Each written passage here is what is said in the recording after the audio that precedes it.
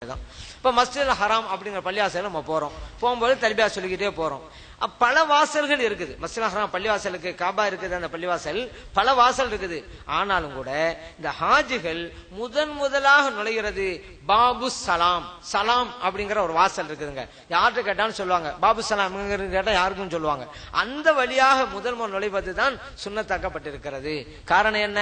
நபிலாம் ஸல்லல்லாஹு அலைஹி வஸல்லம் அவர்கள் அந்த மஸ்ஜிதுல் ஹராம் வரும்பொழுது முதலாக பாபு சலாம் வழியாகத்தான் உள்ள போவாங்க. அதெல்லாம் அந்த வழியை நம்ம தேர்ந்தெடுத்துக் கொள்ளணும். ஆனா இந்த ஆரம்பத்துல போறவங்களுக்கு அந்த வாய்ப்பு கிடைக்குங்க. இப்ப ஃபர்ஸ்ட் இப்ப போறாங்கல்ல, அவங்களுக்கு வாய்ப்பு கிடைக்கும். நாள் ஆக ஆக ஆக அந்த இடம் கொஞ்சம் கூட்டம் அதிகமாயிரும். ஏன்னா அந்த பாபுசலாம் வழியா நம்ம போறதா இருந்தா இந்த சஃபாவுக்கும் மர்வாவுக்கும் மத்தியில தொங்கோட்டம் ஓடிக்கிட்டு இருப்பாங்கல்ல, அவங்களை கிராஸ் பண்ணிக்கிட்டு தான் போகும். அப்ப நாள் ஆக ஆக கூட்டம் நிறைய ஆயிருவாங்க. நிறைய பேர் தவாப் செய்வாங்க, நிறைய பேர் சாய்ஸ் பண்ணுவாங்க.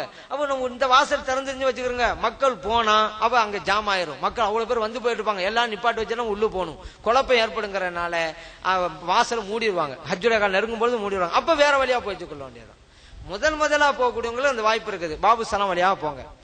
இப்போ அந்த பள்ளிவாசலுக்குள்ள நுழையும் பொழுது வலது காலை எடுத்து வைங்க. ஃபர்ஸ்ட் பொதுவாகவே எல்லா பள்ளிக்குள்ள சட்டம் அதுதான். அந்த துவாவும் இருக்குது.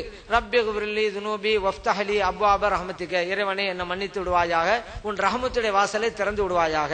அதே போல அஸ்ஸலாத்து வஸ்ஸலாம் அலா ரசூலில்லாஹ், சலாத்தும் சலாமும் நபிலாம் ஸல்லல்லாஹு அவர்களுக்கு உண்டு அப்படிங்கறத சொல்லிக்கிட்டு வலது காலை எடுத்து வச்சு உள்ளுக்கு போறீங்க. உள்ளுக்கு போன உடனே நம்ம காபா தெரியாதுங்க. போய்கிட்டே இருக்கணும். போக போக போக தான் காபா தெரியும். அது ஒரு போய்கிட்டே இருக்கிறீங்க. எந்த இடத்துல காபா உங்களுக்கு தெரியுதோ, முழுமையாக தெரியுதோ, காவாசி தெரியும், அரவாசி தெரியும், அங்க நின்றாதீங்க.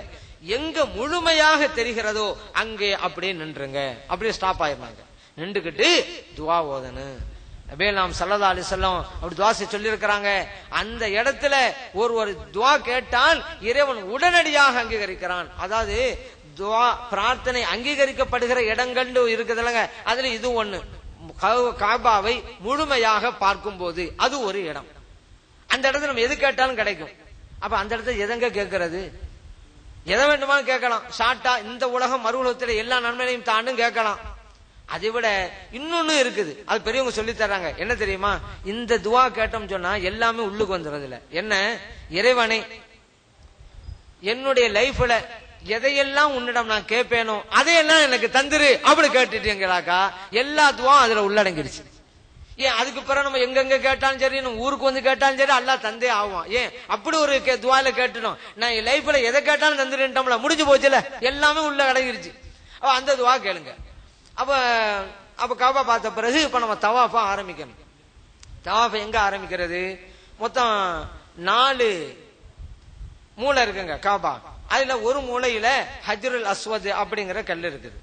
அந்த கல்லு இருக்கிற மூலையில இருந்தா நம்ம தொடங்கணும். இப்போ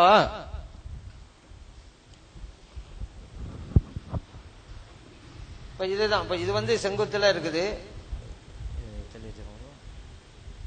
இது எப்படி தள்ளி வைக்க முடியுமா?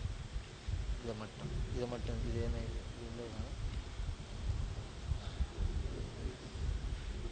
கொஞ்சம்